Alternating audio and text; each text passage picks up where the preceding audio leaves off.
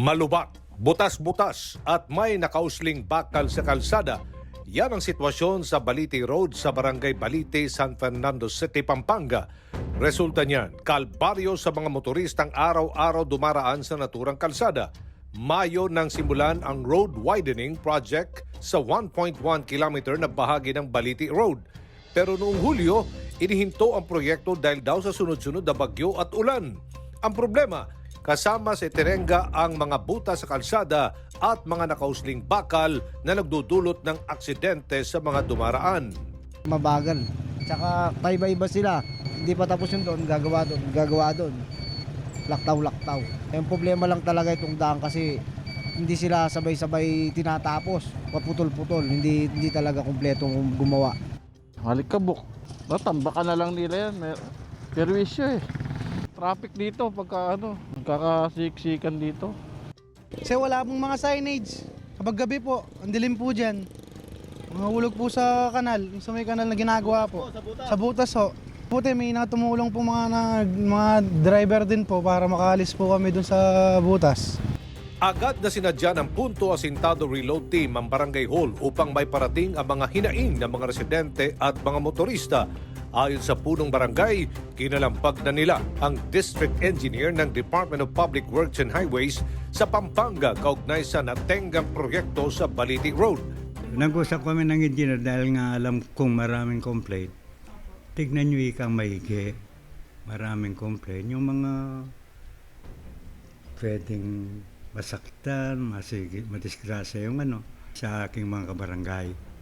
Ang intention lang po namin, gumanda ang ating barangay. Konting pasensya lang po. Dagdagan natin ang pasensya natin. At hindi po kami magpapabaya. Lagi kaming nakatutok para sa kapakanan ninyo. Sa pagtungo naman ng aming team sa tanggapan ng Pampanga 1st District Engineering Office ng DPWH Region 3, nangako silang agad na aaksyonan ang reklamo. Napapatawag natin yung contractor ngayon para bigyan ng pansin at kahit na malayo pa yung target completion date natin, ipapadouble time natin yan. And then yung lahat ng nakita po nating mga mali nila doon sa construction method, ipapakorek po natin, ipapatutok natin doon sa mga tao natin dito sa district.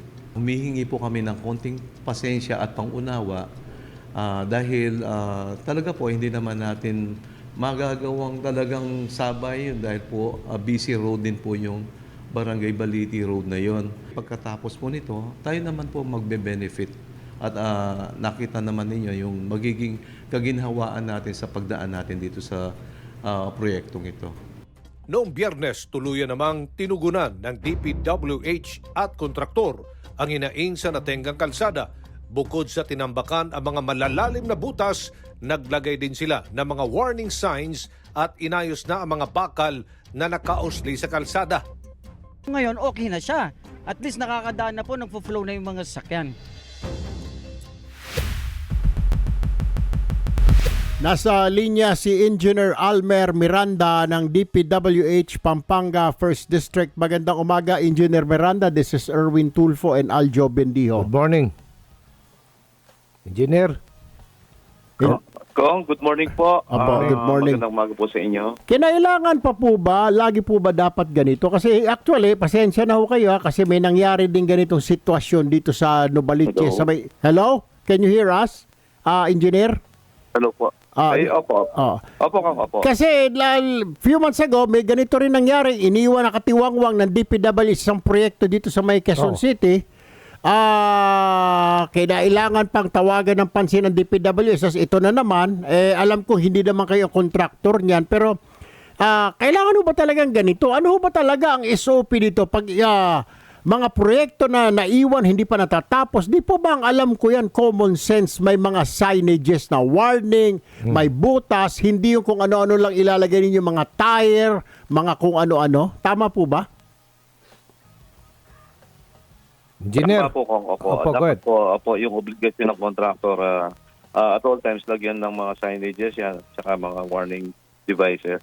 Opo kasi marami yung dito lang sa video nakita namin, talagang meron pang mga nakausling bakal. Talagang pag nag-swak ka doon, patay ka ron. Anong gagawin na lang? Paano lang? Paglalamayan na lang po yung rider, yung yung siklista natin dahil ganitong klaseng paggawa. Sino po ba itong walang kakwenta-kwentang kontraktor na gumawa nito, Engineer Miranda? Anong kumpanya po? Huwag niyo na banggitin ang pangalan. Anong kumpanya po ito? Under po yan ng Santo Cristo Construction po. Santo Cristo Construction. Sabihan po ninyo, may warning na sila sa amin. Ano po? Dahil hindi ho maganda ito, kailangan pantawagan ng pansin namin para tawagan namin kayo. Tsaka pa lang sila kumilos. Paano yung mga walang ikang pamamaraan na makontak kami? Di kawawa na lang, nakatiwangwang na lang po yung proyekto. Pasensya na po kung medyo sa dami ng mga hindi napagtuunan ng pansin. Pero asahan po ninyo lahat gagawin natin at tututukan natin yung proyekto para matapos ng advance po sa schedule natin. Kailan ba ang target date nito ng completion, Engineer Miranda? Actually po, yung actual natin dyan based on suspension tsaka time extension is on January pa lang. Pero ipilitin po natin itong December mai-start natin yan. Sabihin ho dyan sa Santo Cristo, ayusin ho ang trabaho kasi kung hindi, mabablacklist po sila. Di po ba pwedeng mablacklist yan? Yung mga ganyang klaseng walang kakwenta-kwentang kontraktor? Di po ba? Opo, tama po kayo. Anyway, hindi nyo naman ho kasalanan yan, pero ang kasalanan nyo lang dito, sana ini-inspection din ninyo. Chine-check din ho ninyo yung trabaho ng mga kontraktor at wag lang ho ninyo silang hayaan dahil ang mga kontraktor tamad yan at kung titingnan kung paano sila makakatipid sa kanilang ginawa-gawang kalsada. Sana ho, yung inyong, alam ko meron din kayong engineer na inspector dyan, sana nagbigay din siya ng report sa inyo at sinabi, boss, walang mga signages yung proyekto ng Santo Cristo. Sana ho, yung inspector na ninyo ang nagkusa na nagsabi. Di po ba? Opo. Actually po, ang sinabihan na po namin sila. So, aware na sila ngayon doon sa sitwasyon doon sa Baliti. Sige po, for now. Pero next time, engineer, ayaw na ho namin ng ganito ha. At isang araw, baka lumipat na yung complaint center ng DPWH dito ho sa amin. Kami na ang nakalagay. Tumatanggap kami ng reklamo laban sa DPWH. Ano tingin mo, Bay? Maganda yan. Engineer open na. Bindiho, Engineer Tulpo. Yes, oo. Kami na ho mga inspektor. Ilagay na dito yan.